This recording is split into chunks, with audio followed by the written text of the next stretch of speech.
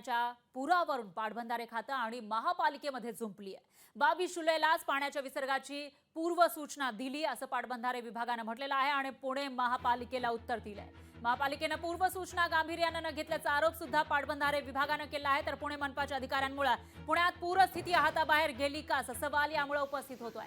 जिल्हा आपत्ती नियंत्रण कक्षालाही याविषयी माहिती दिल्याची माहिती आहे। तर पुण्यामध्ये 2 दिवसांपूर्वी पूरस्थिती होती, या ठिकाणी मोठ्या प्रमाणामध्ये कालच पाणी साचलेलं होतं आणि यावरून आता या पुरावरून पाटबंधारे खातं आणि महापालिकेमध्ये झुंपलेली आहे आणि याचे आरोप आता एकमेकांवर याची जबाबदारी ढकलताना हे खाते दिसून येतात। दरम्यान याविषयी अधिक माहितीसाठी आपले प्रतिनिधी अमोल धर्माधिकारी आपल्या सोबत जोडले गेले आहेत फोन लाईन वरून। अमोल, काय सांगाल?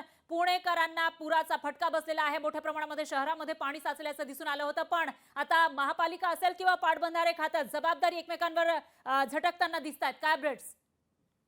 नक्कीच आणि याबाबतचं स्पष्टीकरण आता खडकवासला पाटबंधारे विभागाकडून देण्यात आलेलं आहे। मुळामध्ये 22 जुलैलाच महानगरपालिकेला आणि जिल्हा प्रशासनाला याबाबतची सूचना आहे, ती कल्पना आणि पूर्व कल्पना आहे ती सुद्धा देण्यात आलेली होती आणि त्यामुळे पाटबंधारे विभागानं नियमानुसारच संपूर्ण पाण्याचा विसर्ग आहे तो केलेला आहे आणि 2 दिवसापूर्वी जो मध्यरात्री अचानकपणे पाणीसाठा धरण क्षेत्रामध्ये वाढला, त्यामुळे मध्यरात्री पाण्याचा विसर्ग आहे तो केलेला आहे। पण 22 तारखेला त्याची पूर्व सूचना आहे ती महानगरपालिका आणि जिल्हा प्रशासनाला दिली होती अशी भूमिका आणि असं स्पष्टीकरण आहे ते आता पाटबंधारे विभागाकडून देण्यात आलेलं आहे। आपण पाहतोय ज्या पद्धतीने 2 दिवसापूर्वी पूर मुठा नदीला आला आणि त्याचा फटका आहे तो इतर ठिकाणी बसलेला होता।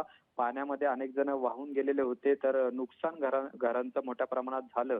यावर आता पाटबंधारे विभागावर मोठ्या प्रमाणात टीका झालेली होती की पाटबंधारे विभागानं कोणतीही सूचना न देता पाण्याचा इतका मोठ्या प्रमाणात विसर्ग केला। मात्र आता पाटबंधारे विभागाकडून याबाबतचं स्पष्टीकरण आहे ते सुद्धा देण्यात आलेलं आहे। पण महत्वाचा मुद्दा असा आहे की संपूर्ण आपत्तीजनक परिस्थिती निर्माण झाल्यानंतर एकमेकांवर आरोप प्रत्यारोप आहेत ते होताना पाहायला मिळालेले होते। महानगरपालिकेने सुद्धा पाटबंधारे विभागाकडे टीका केलेली होती की त्यांनी कोणतीही सूचना याआधी दिलेली नव्हती। मात्र आता पाटबंधारे विभागाकडून स्पष्टीकरण आल्यानंतर महापालिका नेमकी काय भूमिका घेणार हे पाहणं महत्वाचं आहे।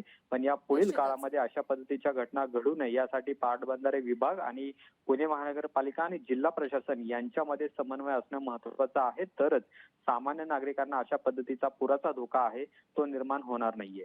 निश्चितच अमोल, यासाठी खबरदारी घेणं महत्वाचं आहे आणि त्याचबरोबर आता हे जे काही नुकसान झालं आहे त्याची भरपाई कशी देणार हाही सवाल या ठिकाणी उपस्थित होतो। दरम्यान धन्यवाद तुम्ही दिलेल्या या सविस्तर माहितीसाठी। लोकशाही मराठी ऐका, पहा, जागरूक रहा।